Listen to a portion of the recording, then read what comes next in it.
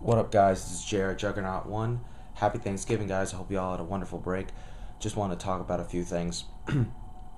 uh, First off, I was supposed to post a YCS Atlanta thoughts video on, I guess I want to say about a week ago. Didn't work out, so I kind of want to talk about my thoughts here because my thoughts on the deck, my thoughts on kind of the the YCS and Gravekeepers kind of changed over the break, so I want to just, after having this kind of a new experience, I kind of want to just talk about it.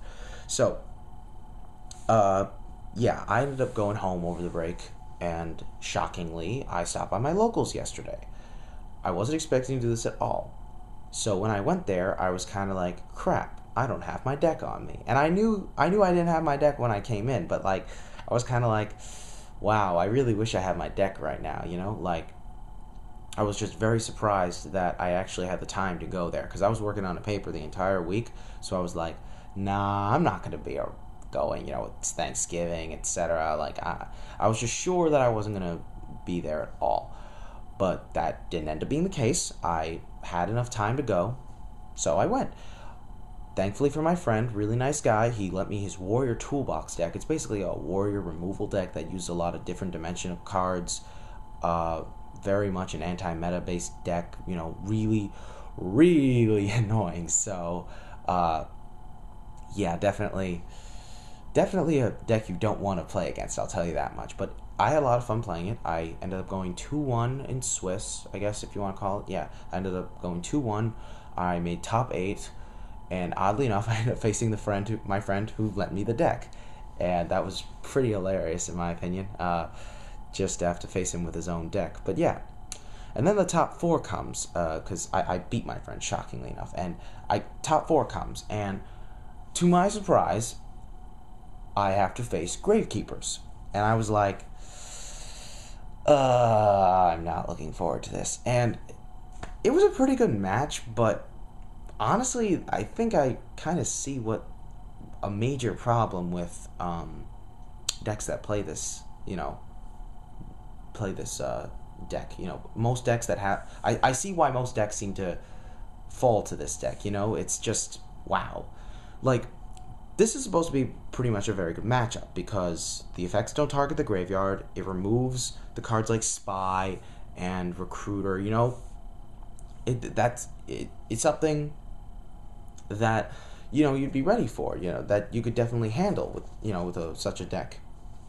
Unfortunately, though, to my dismay, there was no way of dealing with Necro Valley other than Mystical Space Typhoon.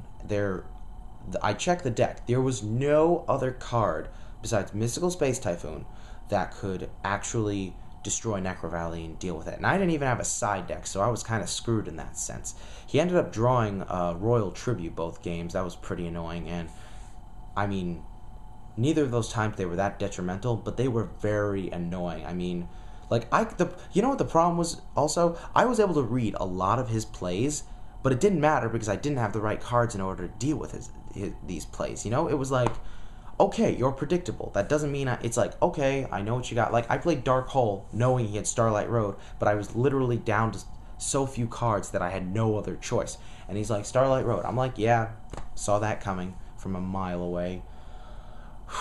But yeah, the deck is just very frustrating, and this is kind of why I really wanted to talk about YCS Atlanta after actually dealing with the deck. I realized the deck is just very annoyingly good, and people just seem to be riding the bandwagon to some degree. I mean, it's not that that's a big deal, but when so many people ride it, it's not a good thing. It really sucks. I mean, it can ruin a format, and that's what's really bugging me about this. So on one hand, I was happy with YCS Atlanta because of the diversity. I was very happy to see so many decks in the running for the championship. But at the same time, just knowing that, some of these decks were just running wild, these Gravekeeper decks, now that they're just running wild after the Gravekeepers took first, second, and third, I don't like it at all, personally. But the decks by no means unbeatable. I think it's really good because for certain reasons, but I also think it's not so good for others. I think the real reason the deck is so good is actually because of Royal Tribute. Royal Tribute allows you to create a lot of control, and you can easily use cards that you already have on the field to create more field presence and take your opponent down. Now, I have to do some research, but from what I have seen, there are a few different ways of dealing with this deck. The first card I think that comes to mind is probably Nobleman of Crossout, and I say this because people think, well, you're either most likely going to remove their spy, or you are going to remove their recruiter, and either of those plays would be very good, so keep that in mind. And I'm trying to look up a card here so I can see what the effect, but yeah, it's just very helpful overall. The second card, I think people have obviously realized, Consecrated Light. Consecrated Light very much shuts this deck down. It prevents them from summoning, and yeah, quite frankly, that they are screwed. And yeah.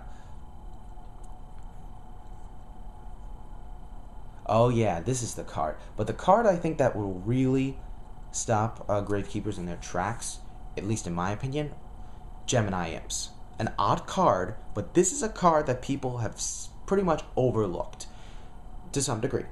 Some people were citing this card against X-Sabers because it was great against their discarding effects, but Gemini Imps is just...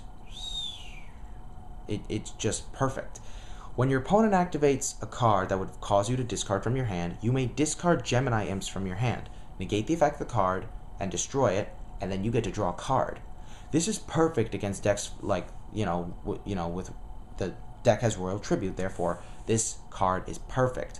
Another thing to note is that this card has 1,000 attack and 1,000 defense. You could search for it with Sengen, it's perfect, at least in my opinion. I may try to get 2 of these, I don't know if they're worth a lot, but I thought about it, and it might actually be a very good idea. Think about that, guys. Look it up on Yu-Gi-Oh! Wikia if you want, but definitely something to consider. Okay, so that's what I basically wanted to talk about. Hopefully Gravekeepers aren't going to be terrible for this format. I'm hoping when I go to my regionals there's not going to be an overflooding amount of them. Please pray with me. I would really appreciate it. And I guess I'm out of here. Peace, guys.